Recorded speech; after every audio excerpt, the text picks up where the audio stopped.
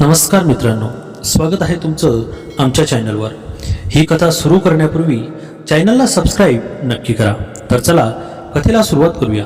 माझं नाव आरती आहे। माझ्या वहिनीचा भाऊ रोज मला भेटण्याची मागणी करायचा। मी वहिनीकडे तक्रार केली तेव्हा त्या म्हणायच्या, माझ्यावर विश्वास ठेव, आणि मग मला खोलीत पाठवून वहिनी स्वतः बाहेर उभं राहून पहारा द्यायच्या। एके दिवशी मी माझ्या जागी वहिनीलाच खोलीत पाठवलं। थोड्या वेळाने लपून पाहिलं तेव्हा माझे होश उडाले। मी सुंदर आणि तरुण मुलगी आहे, 18 वर्षाची सज्ञान मुलगी आहे। माझ्या सौंदर्यावर अनेक मुलं मरतात, पण माझ्या वहिनीचा भाऊ काही जास्तच माझा वेळा झाला होता। काही दिवसांपासून तो आमच्या घरी राहायला आला होता। नोकरी शोधत होता, पण मला पाहिल्यानंतर तो दुसरीच नोकरी तलाश करू लागला। घरात सगळ्यांसाठी स्वयंपाक मीच करायचे। वहिनीचा भाऊ 3ऱ्या मजल्यावर राहायचा। माझ्या भावानेच त्याला तिथे ठेवले होते। आरती जाऊन सोहमला जेवण देऊ नये, तो उपाशी असेल। वहिनींनी माझ्या हातात चहाचा कप देत म्हटलं, हो वहिनी, असं म्हणत मी वर गेले। सोहमच्या खोलीत जाण्याची मला भीती वाटत होती, कारण तो एकांतात मला भेटायची मागणी करायचा आणि मी ती पूर्ण करू शकत नव्हती। तरीही धीर एकवटून मी खोलीत गेले। सोहम पंख्याखाली बसला होता। मला पाहताच तो उभा राहिला आणि आनंदी स्वरात म्हणाला, तो माझीच वाट पाहत होता। आरती, ये माझ्याजवळ बस, आपण दोघं गप्पा मारूया, आणि गप्पांमध्ये तुझा मूड झाला तर ज्या कामासाठी मी तुला बोलावले होतं तेही करू। मी तुम्हाला जेवण द्यायला आले आहे, गप्प बसा आणि खा, असे जाड स्वरात म्हणत मी टेबलावर जेवण आणि चहा ठेवला व निघू लागले। तेवढ्यात सोहमने माझी कलाई पकडली आणि मला ओढून जवळ घेतलं। आमचं शरीर एकमेकांना चिकटलं। प्लीज एक संध्याकाळ माझ्या नावावर कर, तुला मिळवण्यासाठी मी तडफडतोय, मला सोडा, असं म्हणत मी कसाबसा त्याच्या तावडीतून सुटले आणि पळत माझ्या खोलीत आले। मनात त्याचाच विचार चालू होता। तेवढ्यात वहिनी माझ्या खोलीत आल्या। काय झालं आरती, तू एवढी घाबरलेली का दिसतेस? तू सोहमला जेवण द्यायला गेली होतीस ना? मी रडत म्हणाले, वहिनी, तुमचा भाऊ जेवणाऐवजी मला हवा म्हणतोय। तो मला जबरदस्ती करायला भाग पडतो। मला तो नको आहे, तुम्ही त्याला समजावा। माझी तक्रार ऐकून वहिनी असल्या, अगं वेडी आहेस का? एवढी का घाबरतेस? सोहमसोबत करून पहा, तुलाही मजा येईल। एकदा प्रयत्न करून बघ, मग दररोज करावंसं वाटेल। पण वहिनी, कोणी पाहिलं तर, भावाला कळलं तर? माझ्यावर विश्वास ठेव, तो आत असशील तेव्हा मी बाहेर पहारा देईन, असं म्हणत त्यांनी मला जबरदस्तीने सोहमच्या खोलीत पाठवलं आणि बाहेरून दार बंद केलं। मला खूप भीती वाटत होती। ते माझं पहिलंच वेळ होती। मला काहीच माहिती नव्हतं। सोहम मला जवळ घेऊन हसत होता आणि मग माझ्यासोबत खेळू लागला। मला खूप वेदना होत होत्या। 2 तासानंतर त्याने मला सोडलं। माझी अवस्था फार वाईट झाली होती। आवाज बंद झाल्यावर वहिनींना कळलं की सगळं झालं आहे। त्या आत आल्या आणि मला माझ्या खोलीत घेऊन गेल्या। मजा आली ना? तुमच्या भावाने माझ्यासोबत खूप केलं, मला फार त्रास होतोय, आता मी पुन्हा नाही करणार। मजा आली की नाही ते सांगा? हो आली, मी लाजत मान्य केले। मग प्रश्न काय? उद्या तयार राहा। मी विचार करत राहिले, वहिनी असं का करत आहेत? त्यांचा काही स्वार्थ असणारच। थकून मी झोपले। रात्री पाणी प्यायला उठले तेव्हा सोहमचा व्हिडिओ मोबाईलवर आला। ते पाहून माझं मन पुन्हा अस्वस्थ झालं आणि मी त्याच्या खोलीत गेले। रात्री 2 वाजता मी वहिनींना चोरासारखं सोहमच्या खोलीतून बाहेर येताना पाहिलं। मला संशय आला। सकाळी मी त्यांना विचारलं, पण त्यांनी नकार दिला। मला खात्री झाली की दोघांमध्ये काहीतरी आहे। पुढे पुन्हा दिवस रात्र यावर चर्चा झाली। शेवटी त्या म्हणाल्या, आज तुझ्या खोलीत करील।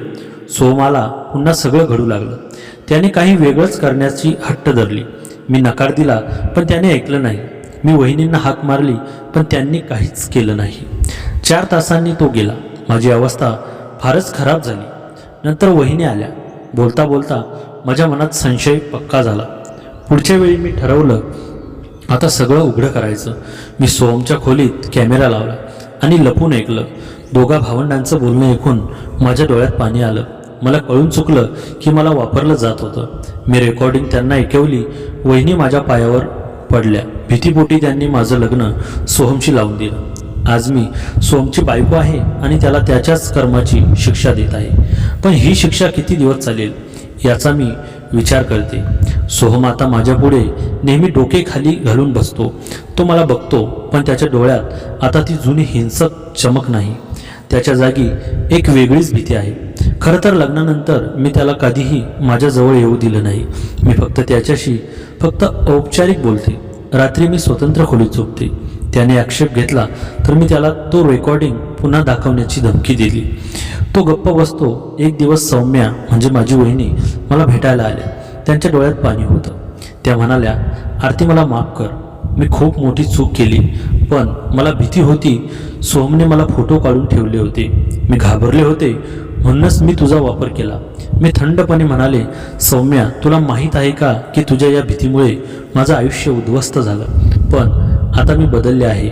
मी कुमकुवत नाही. सौम्या रडू लागल्या. त्यांनी माझे पाय धरले. मी त्यांना उठवलं आणि म्हणाले, मला तुझी माफी नको आहे, मला तुझी साथ हवी आहे. आता तू माझ्यासाठी काय करू शकतेस ते सांग. त्यांनी सांगितलं की सोहमने त्यांचे असेच काही व्हिडिओ आणि फोटो बनवून ठेवले होते, ज्यामुळे त्या बेबंद होत्या. त्या म्हणाल्या, मी त्याची बहीण आहे, पण तो माझाही वापर करायचा. मला वाटलं तुझ्याशी लग्न झालं तर तो शांत होईल, पण उलटं झालं. मी ठरवलं आता मी फक्त बदला घेणार नाही तर न्यायही मिळवणार. मी सोहमचा फोन आणि लॅपटॉपमधील सर्व फोटो व्हिडिओ डिलीट करून टाकले. तसेच त्याने इतर कोणत्याही मुलींशी असेच केलं असेल तर त्यांचा शोध घ्यायला सुरुवात केली. दरम्यान सोहमला माझा बदललेला स्वभाव खूप अस्वस्थ करू लागला. एके रात्री तो माझ्या खोलीत आला आणि म्हणाला, आरती तू माझी बायको आहेस, तू माझ्याशी असं वागू शकत नाही, मी तुला सोडणार नाही. मी शांतपणे उठले, त्याच्यासमोर मोबाईल ठेवला आणि म्हणाले, सोहम हा मोबाईल थेट पोलिसांशी जोडलेला आहे. एक बोट लावल्यास की संपूर्ण रेकॉर्डिंग पोलिसांना जाईल.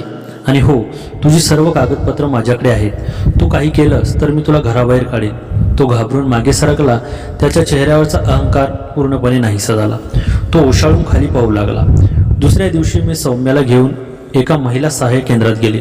तिथे काही मुली भेटल्या ज्यांना अशाच प्रकारचा छळ सहन करावा लागला होता.